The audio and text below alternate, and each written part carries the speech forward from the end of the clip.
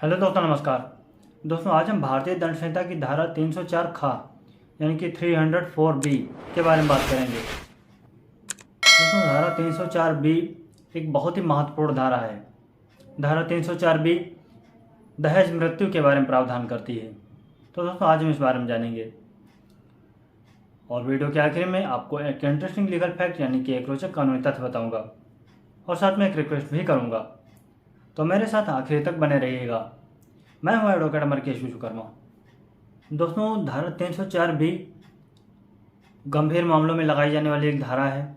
धारा 304 बी की उपधारा 1 प्रावधान करती है कि जहां किसी स्त्री की मृत्यु किसी दाह या शारीरिक क्षति द्वारा कारित की जाती है या उसके विवाह के 7 वर्ष के भीतर सामान्य परिस्थितियों में अन्यथा हो जाती है और यह दर्शित किया जाता है कि उसकी मृत्यु के कुछ पूर्व उसके पति ने या उसके पति के किसी नातेदार ने दहेज की किसी मांग के लिए या उसके संबंध में उसके साथ क्रूरता की थी या उसे तंग किया था, वहाँ ऐसी मृत्यु को दहेज मृत्यु कहा जाएगा और ऐसा पति या नातेदार उसकी मृत्यु कारित करने वाला समझा जाएगा। उपधारा 1 का स्पष्टीकरण कहता है कि इस उपधारा के प्रयोजनों के लिए दहेज का वही अर्थ है जो दहेज प्रतिषेध अधिनियम 1961 की धारा 2 में है। तो दोस्तों, धारा 304 बी की उपधारा 1 कहती है कि धारा 304 बी की उपधारा 1 कहती है कि यदि कोई पति या उसका नातेदार स्त्री के प्रति क्रूरता करेगा और ये क्रूरता ऐसी होगी जिससे उस स्त्री को शारीरिक क्षति हो और क्षति भी ऐसी जो गंभीर प्रकार की हो, जिससे वो घायल हो जाए या गंभीर रूप से उसको चोट लगे या जल जाए, और ये क्षति ये नुकसान उसके शरीर को इसलिए पहुंचाया जाए क्योंकि उससे दहेज मांगा जा रहा था, उसे दहेज के लिए प्रताड़ित किया जा रहा था।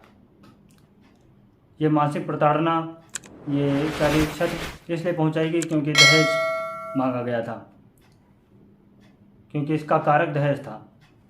और स्त्री के प्रति ऐसी क्रूरता, ऐसी प्रताड़ना होने के पश्चात अगर स्त्री की मृत्यु हो जाती है तो ऐसी मृत्यु को दहेज मृत्यु कहा जाएगा। लेकिन अगर ऐसा विवाह के 7 वर्ष के अंदर ही हुआ है तभी इसे दहेज मृत्यु माना जाएगा। चलिए दोस्तों, उपधारा 2 के बारे में जानते हैं। धारा 304 बी की उपधारा 2 कहती है कि जो कोई दहेज मृत्यु कारित करेगा वह कारावास से, जिसकी अवधि 7 वर्ष से कम नहीं होगी किंतु जो आजीवन कारावास तक की हो सकेगी, दंडित किया जाएगा। दोस्तों, दहेज मृत्यु की धारा जिस पर लगती है, जो इसके लिए जिम्मेदार होता है, जो दोषी होता है, उसके लिए धारा 304 बी की उपधारा 2 प्रावधान करती है कि उसको कम से कम 7 वर्ष की सज़ा होगी, 7 वर्ष का कारावास होगा। ये कारावास किसी भी प्रकार से, किसी भी तरह के 7 वर्ष से कम नहीं होगा, बल्कि यह आजीवन कारावास भी हो सकता है। धारा 304 बी दहेज मृत्यु का प्रमाण भी बताती है। भातेरी देवी एवं अन्य बनाम राज्य 2011 क्रिमिनल लॉ जनरल 463 पंजाब एवं हरियाणा के बाद में कहा गया कि जहां मृतक की मृत्यु उसके विवाह के 7 वर्ष के अंदर अपने वैवाहिक गृह में असामान्य तरीके से हुई और जहां 3 अवसरों पर दहेज मांगने का प्रमाण है, यद्यपि इस बात का कोई विवरण नहीं है कि दहेज कब कब मांगे गए थे, और जहां की अभियुक्त पति दहेज मांग का प्रत्यक्ष लाभार्थी है, वहां पति भारतीय दंड संहिता की धारा 304 बी के अंतर्गत दोष सिद्ध के लिए दायी है। परंतु किसी साक्ष्य की अनुपस्थिति में दूसरे अभियुक्त गण जो दूर के रिश्तेदार थे, दहेज मांग के लाभार्थी नहीं थे, वे दहेज मृत्यु के अपराध के लिए दोष सिद्ध नहीं किए जा सकते हैं। इस बात में ये साबित हो गया था, ये सिद्ध हो गया था कि जो पति था वही दोषी था, लेकिन जो पति के नातेदार थे, रिश्तेदार थे, ये बात साबित नहीं हो सकी, वो भी इसमें शामिल थे और इसी के चलते उन्हें दोष मुक्त कर दिया गया।